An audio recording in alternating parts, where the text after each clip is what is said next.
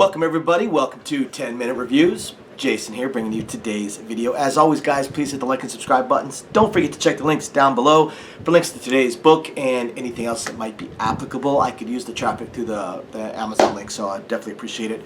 The contest is obviously over. It was over almost a month ago. I'm sending out the emails right now to the winners. I do have more signed books, so I will be doing more contests coming up. And thank you very much to our patrons. I'll be sending out those prize winners as well.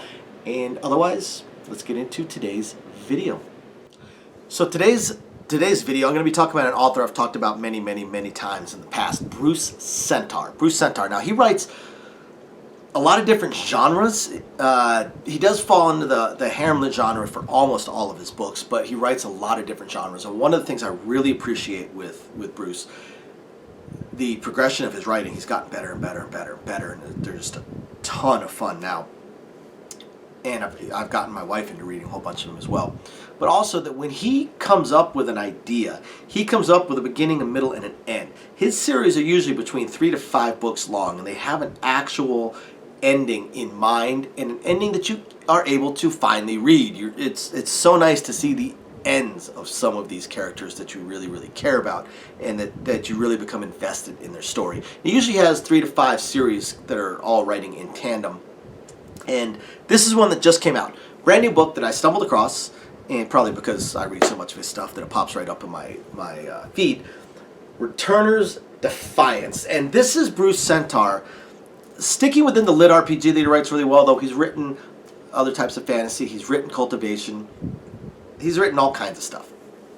But he's sticking within lit RPG for the most part here, but now he's delving into a genre that a subgenre of the fantasy realm that has almost been written to death. It's actually it's really hard. I have a lot of difficulty finding authors. Hi Freya. This is Freya. That finding new books within this particular subgenre, and that is the returnee, the system character that goes back in time with all their knowledge of the system and classes and powers and abilities and items and major events, that goes back in time to try and fix things. This is Bruce Sentar finally coming into play, finally coming into this himself, and it's pretty awesome. It's pretty awesome.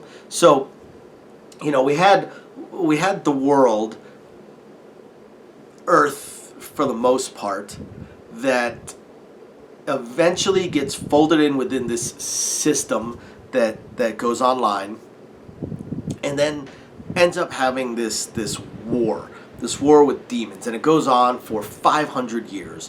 And as is typical with these returner books, humanity loses. Humanity gets wiped out. Now at the very end, this extremely powerful being known as the Wandering King uses magic and rituals and, you know, hand-wavium stuff to propel his soul back in time to a few years before this system popped up. And he's using his foreknowledge to try and make sure that humanity can survive. Now what's interesting in this as well, it is a lit RPG with this system in place. The system doesn't come up for a couple of years, but there have been random instances, random dungeons basically, that pop up that can only be accessed by people that already have access to the system, which is almost nobody. But if someone happens to be there at the time, they are immediately enfolded within that instance, and now they have access to the system if they survive. So within this world, within these modern times, there are people that are known as players that actually do have levels and stats and magic and are superhuman in comparison to us. And Brand knows this, and Brand knows now he was a criminal to start with back in the day, and that's what he's returning to, is his criminal roots and his criminal family.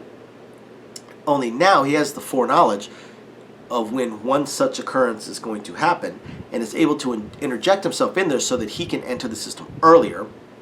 It turns out by sending his soul back, there's one stat, soul stat, that he keeps his same level on. So while he is, you know, at kind of a normal level on attributes, you know, between 5 to 10, which is what most people are at. The really strong humans are that have been players for hundreds of years at this point might have 100, 200, 300, maybe 400, but probably not, in certain individual stats. He's got over 10,000 in one particular stat, but that one stat gives him a lot of abilities. And then with his foreknowledge, he uses that foreknowledge to kind of force some people into the system and starts preparing things. He starts preparing a group, and he accidentally creates a cult, which is pretty amusing. But he also has this knowledge of these clans, of which his family is part of one.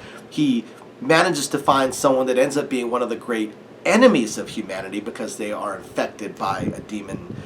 They end up being a demon host unwillingly, and manages to kind of preserve them and shield them, which gains him an ally, prevents someone from being used by the demons, and begins making his changes. He saves his mother's life, which is going to give him more access to his clan and more ability and more power if he can do it right with that clan, within that clan.